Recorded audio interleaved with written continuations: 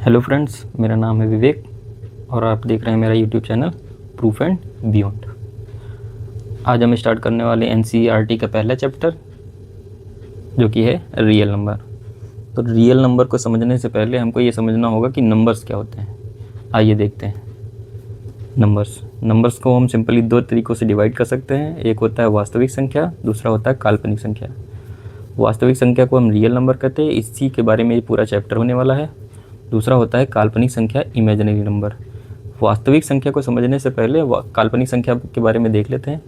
काल्पनिक संख्याएं वे संख्याएं होती हैं जिनका कोई अस्तित्व नहीं होता है, या हम ये कह सकते हैं कि जिनको हम नंबर लाइन पे रिप्रेजेंट नहीं कर सकते हैं, या फिर हम नंबर लाइन पे डिनोट नहीं कर सकते हैं। एग्जाम्पल में आप देख सकते हैं, रूट के अंदर -2, रूट के अंदर -5। इस तरह से कई संख्याएँ हो सकती हैं। जो रूट के अंदर माइनस में होंगी वो सारी संख्याएँ क्या होंगी, अपनी काल्पनिक संख्या हो जाती हैं। तो आइए देखते हैं वास्तविक संख्याएं। वास्तविक संख्या या रियल नंबर्स को भी हम दो तरीक़ों से हम डिवाइड कर सकते हैं। पहला होता है परिमेय संख्या, जिसको हम रेशनल नंबर कहते हैं। ये दूसरा होता है अपरिमेय संख्या, जिसको हम इर्रेशनल नंबर्स कहते हैं। तो परिमेय संख्या और अपरिमेय संख्या वास्तविक संख्या को ही निरूपित करती हैं, या ऐसा हम कह सकते हैं कि वास्तविक संख्या दो भागों में बटी हुई है, परिमेय संख्या और अपरिमेय संख्या, रेशनल और इर्रेशनल नंबर। यहाँ से अपना पहला चैप्टर स्टार्ट होता है कि वास्तविक संख्या क्या होती है, या फिर हम इसको कह सकते हैं रियल नंबर्स क्या होते हैं, जिसे संख्या रेखा पर निरूपित किया जा सकता है। या हम ये कह सकते हैं कि ऐसी संख्याएं जिसको हम नंबर लाइन पर रिप्रेजेंट कर सकते हैं, उन संख्याओं को हम वास्तविक संख्या कहते हैं। जैसे देखिए -5, -9 या 13/7 या 0.0, कोई भी ऐसी संख्या, या √13 आदि ऐसी संख्या जिसको हम नंबर लाइन पर रिप्रेजेंट कर सकते हैं। कहीं ना कहीं इस नंबर लाइन पर उनका वजूद है, अस्तित्व है, इस नंबर लाइन पर कहीं ना कहीं आएंगी। बहुत लोगों को ये कंफर्म नहीं रहता है कि नंबर लाइन क्या होती है। हालांकि आपने कुछ छोटी क्लासों में पढ़ा होगा कि नंबर लाइन क्या होती है। जिसको नहीं पता उसके लिए देख लेते हैं कि नंबर लाइन क्या होती है। नंबर लाइन एक ऐसी लाइन जिस पर मिडिल में 0 होता है, उसके राइट साइड पे पॉजिटिव नंबर्स, धनात्मक संख्याएं, और उसके लेफ्ट साइड पर या बाईं तरफ नेगेटिव नंबर्स होते हैं। ऐसी संख्याओं को हम, या ऐसी लाइन जिस पे दोनों संख्याएं, ये पॉजिटिव राइट साइड पे पॉजिटिव और लेफ्ट साइड पे नेगेटिव संख्याएं होती है, उसको हम नंबर लाइन कहते हैं। आगे आ जाते हैं। वास्तविक संख्या में कुछ चीज़ें और ज़रूरत लगने वाली है। परिमेय संख्या को थोड़ा डिटेल में समझ लेते हैं। परिमेय संख्याएँ जिसको हम कहते हैं रेशनल नंबर। रेशनल नंबर क्या होते हैं, अब देखें, जिसको हम P/Q के रूप में लिख सकते हैं, जिसको हम लिखा जा सकता है, जहाँ पर Q कभी भी 0 नहीं हो सकता है। क्योंकि अगर Q 0 हो जाएगा, मान लीजिए कोई नंबर है 5 और उसमें अगर 0 से डिवाइड कर देंगे तो वो हमेशा इनफाइनाइट हो जाता है। इस वजह से Q कभी भी 0 नहीं होना चाहिए। इसलिए इसका क्राइटेरिया एकदम फिक्स है, इसको लिख दिया गया है साथ में उसके कि Q कभी भी 0 नहीं होना चाहिए। अगर Q 0 हो रहा है तो फिर वो परिमेय संख्या नहीं होगी। जैसे देखते हैं, एग्जाम्पल देखते हैं, 5/3, 9/2, 0.333 कई बार हो सकता है, या फिर 22/7। इस टाइप की जो भी संख्याएं होंगी, इत्यादि जो भी संख्या होंगी, उसको हम परिमेय संख्या कहेंगे।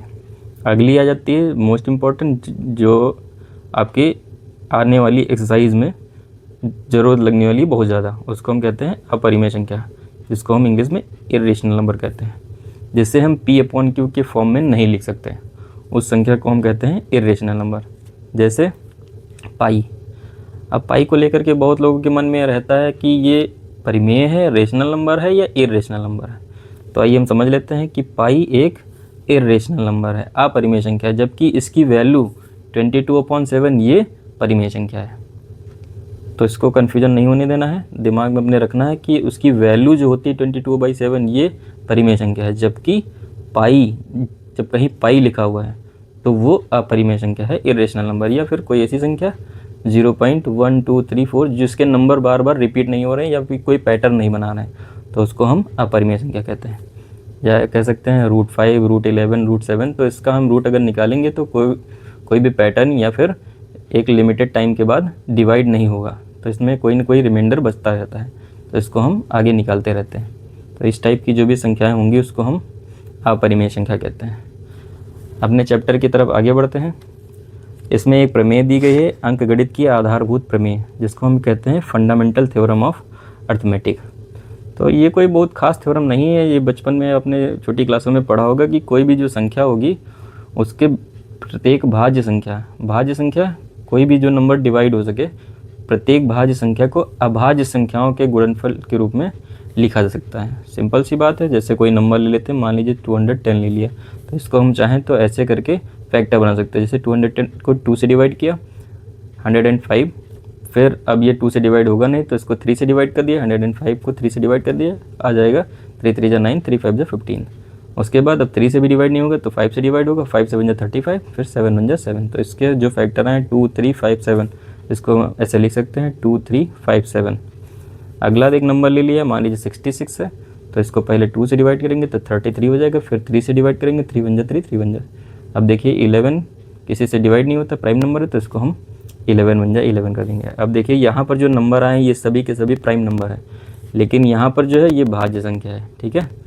तो इसको हम, यही थ्योरम थी अपनी कि प्रत्येक भाज्य संख्या को हम अभाज्य संख्याओं के गुणनफल के रूप में लिख सकते हैं। अब देखिए ये सभी जो हैं ये प्राइम नंबर हैं और ये भाज्य संख्या है, प्राइम नंबर नहीं है, ठीक है। इसको हम कंपोजिट नंबर कह सकते हैं, या जिसके 2 या 2 से ज़्यादा फैक्टर बन सकते हैं उसको हम कंपोजिट नंबर या भाज्य संख्या कहते हैं।